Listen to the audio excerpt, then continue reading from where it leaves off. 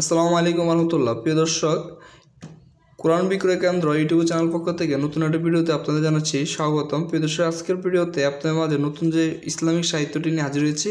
তো এই সাহিত্যটির নাম হলো মেঘ রৌদ্রর বৃষ্টি। এটি লিখেছেন রৌদ্রময়ী। প্রিয় দর্শক, ইসলামিক সাহিত্য পড়তে আমাদের অনেকেরই ভালো লাগে, কারণ হলো যে ইসলামিকভাবে আমাদের দেশটা পরিচালনা হোক, এটা অনেকের প্রত্যাশা। ইসলামিক বিধান অনুযায়ী আমাদের জীবনটি গড়তে আমাদের অনেকের ভালো লাগে।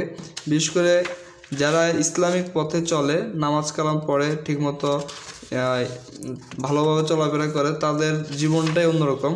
আর যারা বিভিন্ন ধরনের নেশাগ্রস্ত ক্ষতিকর দিকগুলো নিয়ে জড়িত, তারা সমাজের মধ্যে তার সৃষ্টি করছে।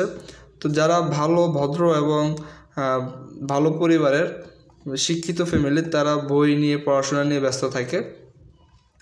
তো আমাদের অবসর সময়গুলোতে আমরা সাধারণত বিভিন্ন সাহিত্যিক বইগুলো পড়ে থাকি। উপন্যাস, গল্প, ইসলামিক সাহিত্য, এরকমের বিভিন্ন বিষয় নিয়ে আমরা পড়াশোনা করি।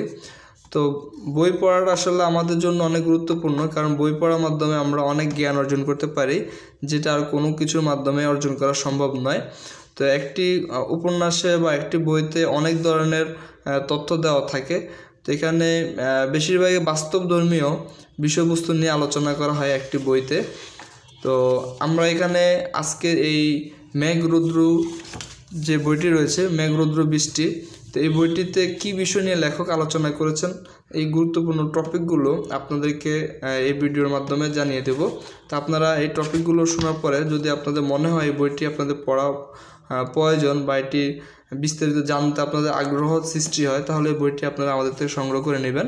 তা আমি সূচিপত্রে চলে যাই। এখানে দেখতে পাচ্ছেন যে 8 পরে প্রথম পয়েন্ট হচ্ছে, এক সকালে দাইরুস গতি দুর্গতি, মোহর কি শুধুই সংখ্যার আভিজাত, আমার স্বামীর diary, personal super hero, perfect match, ভোদ, কালো মেয়ে, শেষ বাসি, নিছক বিনোদন,